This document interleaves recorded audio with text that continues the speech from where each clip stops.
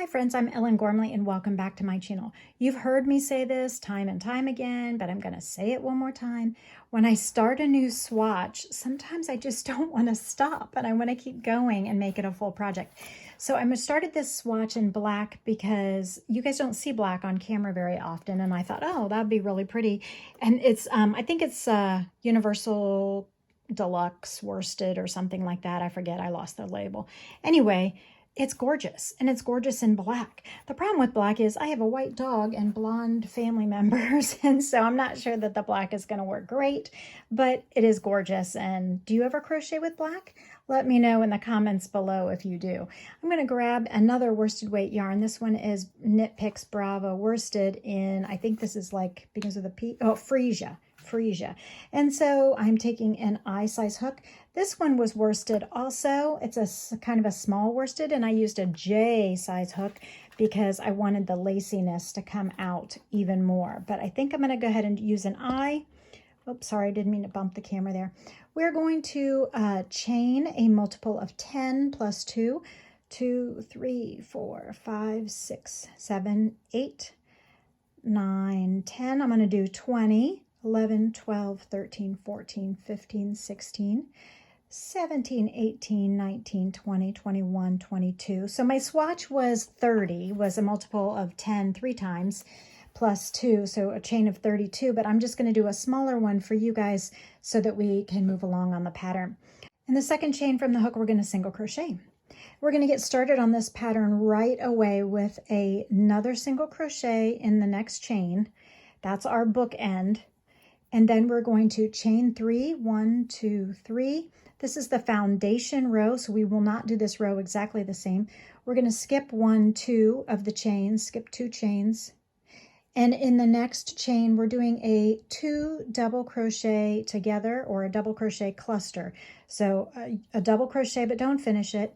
Yarn over, insert the hook in the chain, yarn over, pull up a loop, yarn over, pull through 2 loops on the hook, and then draw it all together with a yarn over and pull through. So it's a cluster of 2 double crochets in one spot tied together. So it becomes one stitch. So I will do that again slowly in just a moment. Chain 1, skip 1 chain. So we're going to skip this one. And in this one, we'll do another double crochet 2 together, or double crochet cluster. Okay, so we're clustering by yarning over, inserting the hook into the targeted stitch, yarn over, pull up a loop, yarn over, pull through 2, and stop there. Then do that whole process again, yarn over, insert the hook into the chain, yarn over and pull up a loop through the fabric, yarn over and pull through 2 loops on the hook. We now have 2 almost finished double crochets, but we're going to tie them all together with a yarn over and pull through everything on the hook. And now that is your finished 2 double crochet together cluster. So some people call it 2 double crochet together, but that's a decrease. And this is only 1 for 1. It's in one spot and we have 1 stitch. So it's actually a cluster and not a decrease. You see what I'm saying? We used 1 stitch and we have 1 stitch. So it's not a decrease. Okay, chain 1, 2, 3. I know it's all semantics, but it does matter. So we're going to skip 2 chains, 1, 2. We have chained 3. And we're going to single crochet in the next chain. Theo, stop, buddy. Theo is digging on cardboard. Chain 1, skip 1, single crochet in the next. And this is the little pattern that we have going across. So chain 1, 2, 3, skip 2, 1, 2. In the next one, we're going to do that cluster of double crochet, 2 double crochet cluster.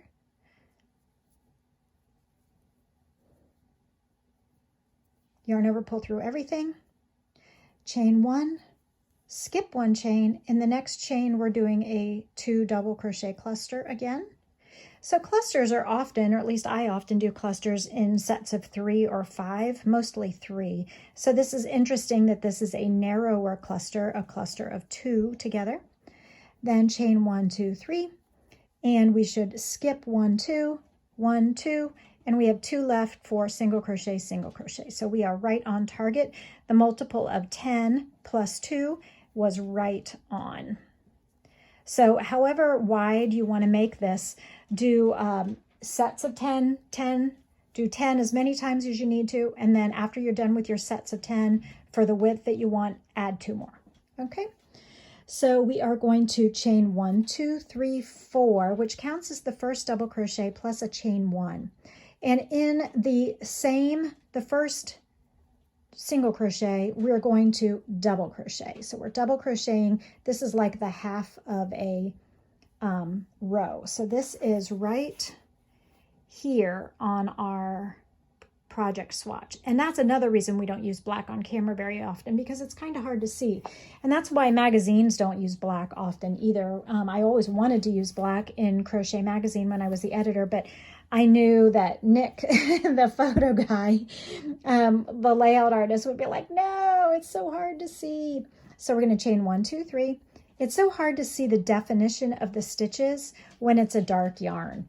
So we're now putting a single crochet between the 2 clusters on the turned row. Chain 1, 2, 3. Now we're going to skip over to this little group of single crochet, chain 1, single crochet, and in that chain 1 space, we're going to place a little like faux shell of double crochet, chain 1, double crochet, chain 1, double crochet in that little chain 1 space. See it there? So all those 3 are going to go in that one spot. Okay, chain 3.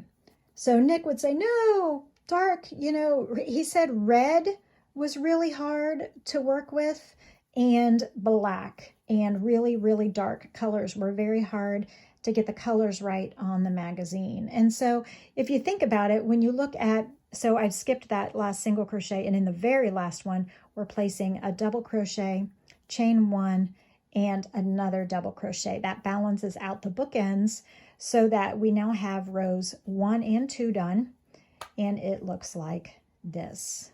Okay. Now this row 2 that we just did, we will do rows 2, 3, 4, and 5 again and again, and the foundation row 1 will not be repeated. Okay, so now on row 3, we're going to chain 1, 2, 3 and turn. And now we need to place a cluster, a 2 double crochet cluster over here in this chain 1 space.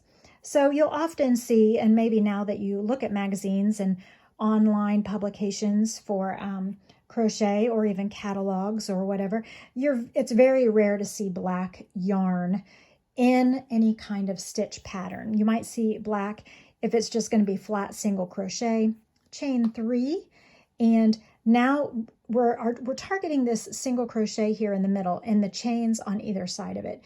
So I, in my black swatch, went ahead and single crocheted in the top 2 loops of the chain before and after. So single crochet, chain 1, skip the single crochet, and then single crochet in the next chain. And usually I would say single crochet just in the space and it doesn't matter. But in this case, I kind of wanted the laciness to be more precise. So it's up to you what you do, but you might want to just be consistent. So to be consistent with what I was doing, I'm placing the hook in the top 2 loops and single crocheting rather than just winging it by putting it in that whole chain 3 space. Do you know what I'm saying? So chain 1, skip the single crochet, and then if you're going to single crochet in the chain, make sure you do that consistently. So make sure that it can be fiddly, as you can see me fiddling with it. Getting that in the top 2 loops. Maybe this was a bad idea. Nope, there it goes. Okay. Whew. Okay. I just think it looks more precise when you're doing a lace pattern. Okay, so then we're going to chain 1, 2, 3, and we're placing in this shell, we're going to put a cluster here in the gap and there in the gap, separated by a single chain. So skip all of this stuff, and when you get to the shell, in the spokes of the shell, we're placing a double crochet cluster, a 2 double crochet cluster, so 2 almost done stitches pulled together, a chain 1, and then in the next spoke, we're doing another 2 double crochet cluster and tying that one together. And now we're back to a chain 3, 1, 2, 3. Okay, so I hope you are finding crochet to be a relaxing and valuable use of our time. I know I do. I cannot wait to work more on this project, but as Mara pointed out, Mom, you need to stick with the things that you're getting paid for first. She's so right. Like, I got to prioritize deadlines first. So that one might have to take a back burner. But what I did do was I took a photo of my swatch with the exact hook I was using, so that I could, if I forget or have to put it aside and it becomes a work in progress, a whip or a UFO unfinished object, that I'll have a reference point for getting back to it when I get a chance. Chain 1, 2, 3. So I keep tons of photos. So in the chain 1 space between the double crochet and the turning chain, I'm going to place a 2 double crochet cluster. I use photos constantly for visual reference of a gazillion different things, and then double crochet in that chain 3 turning stitch. Okay, so we now have rows 1, 2, and 3 done. Okay, let's do 2 more rows, and then you'll see rows 2, 3, 4, and 5 will be repeated. So we are now on row 4. So chain 1, turn, single crochet in the first stitch, chain 3, 1, 2, 3, and I'll get my hands out of the way. Here you go. Here's where we are. Now we're targeting this chain 1 space here in between the 2 single crochets. In that spot, we're going to do another one of these shelly things. And by shelly thing, I mean double crochet, chain 1, double crochet, chain 1. I think this would make double crochet. I think this is the black. Obviously, I'm going to just keep going as a scarf. I think it's going to be gorgeous, and I'm really excited about it. 1, 2, 3. I think if you did it in white or a fingering weight yarn or a lightweight yarn, you could, we're going to single crochet in between the clusters, chain 1, 2, 3. I think it would be an amazing wedding stole.